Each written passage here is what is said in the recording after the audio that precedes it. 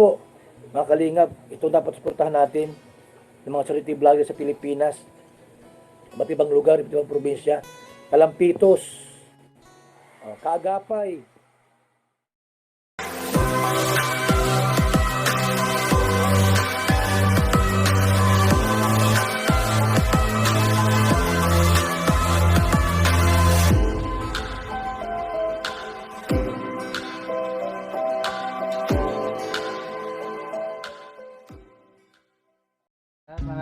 Maraming salamat sa iyong mga tumulong sa akin, magkakapay.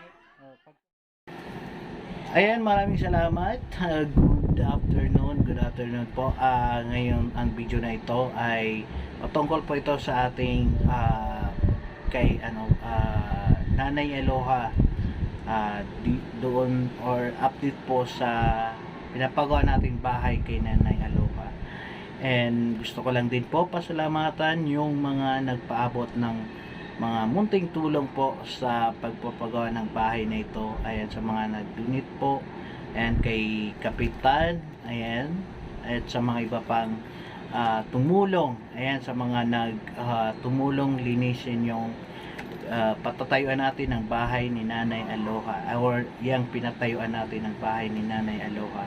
So, itong video na ito, ayan, ipapakita namin dyan. Ito yung bagong update na kaganapan sa bahay ni Nanay Aloha.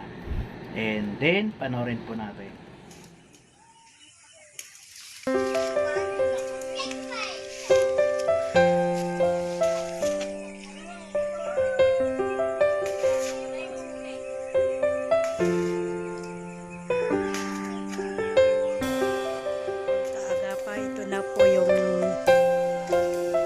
Ng bahay ni Aloha. Ito na po siya. Ayan, mababa yung lupa, kailangan ng daming buhangin para tabunan yung mababa. Ayan na po, daming tubig pa. Ayan.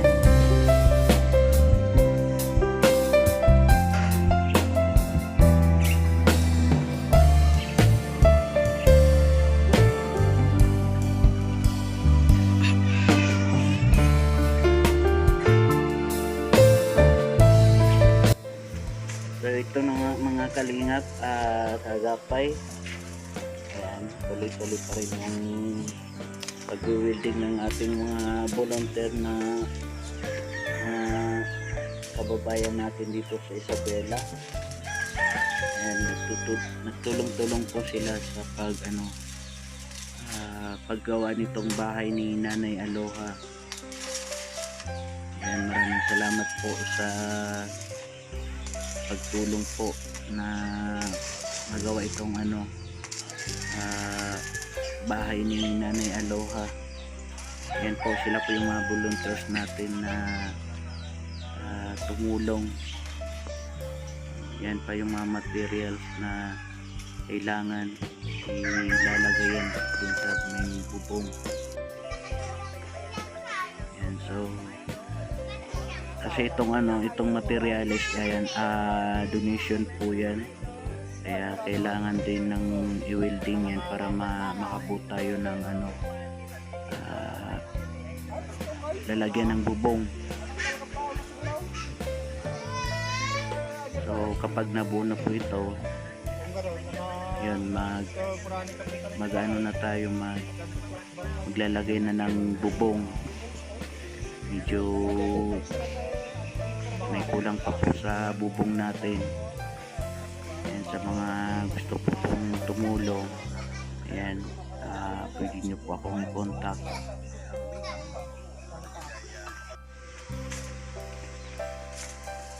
Ayan, o. Salamat sa ating mga ito kay Kuya sa pag-voluntaryo na i-welding tong mga materials natin. So, di ba maganda to kasi bakal na po siya, you know. So yun, may magdudunit pa daw siya ng hollow blocks para daw, kasi medyo mababa itong area, kailangan niya hollow blocks. Natin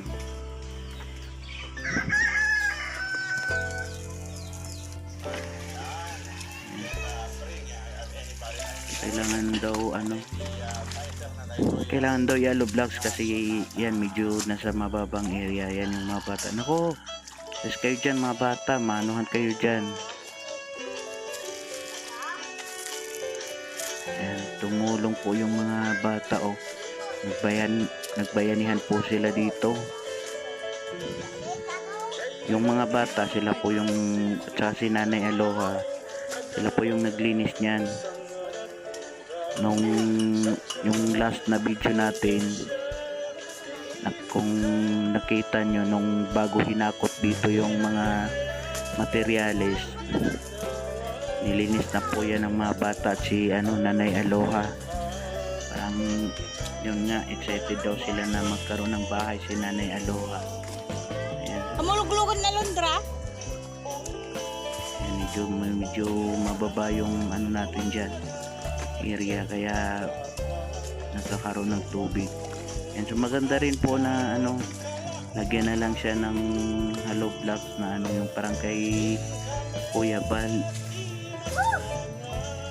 And para hindi sila mapasukan ng tubig, medyo mababa yung area dyan na part.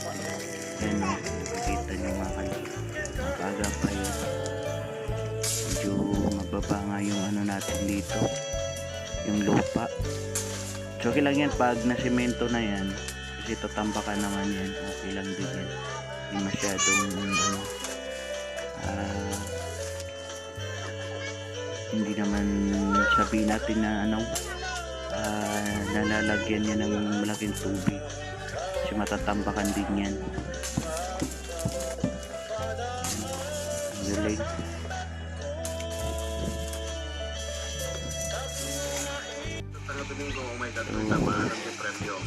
Kulang pa tayo ng may nag-donate na po ng yung plywood, pero sa mga gusto pang tumulong po, yan, okay lang din po, kasi kailangan pa namin ng inipon-ipon pa namin na makabili ng plywood at saka semento. May nabili ng semento pero na sako lang yun. Ayan, mga batang to. Uy, wag yan, mabigat. Ayan, sabi ko, kala mo Amerikana, no? Hindi po yan. Ayan, sige, mabigat yan. Uy, magsinilas kayo. Yan, sabi na eh. Yan, mamaya, wag na kayong yan mamaya.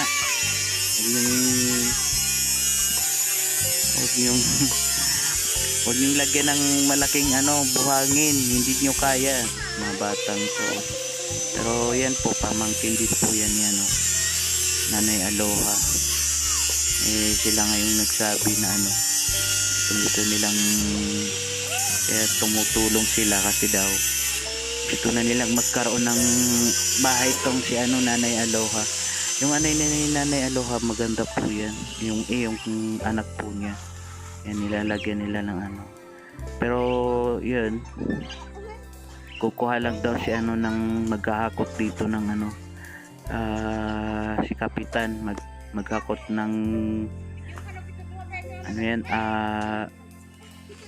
lupa para itambak dito.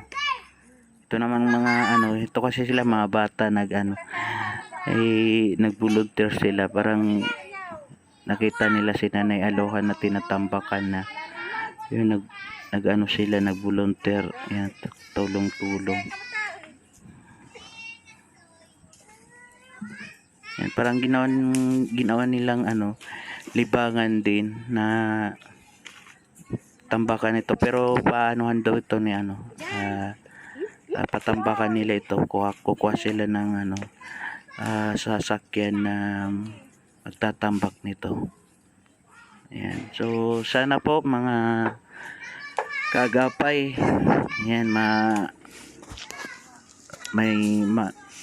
pray natin na may tumulong pa sa kanila. Ayan, yan po. Maraming salamat and bye-bye.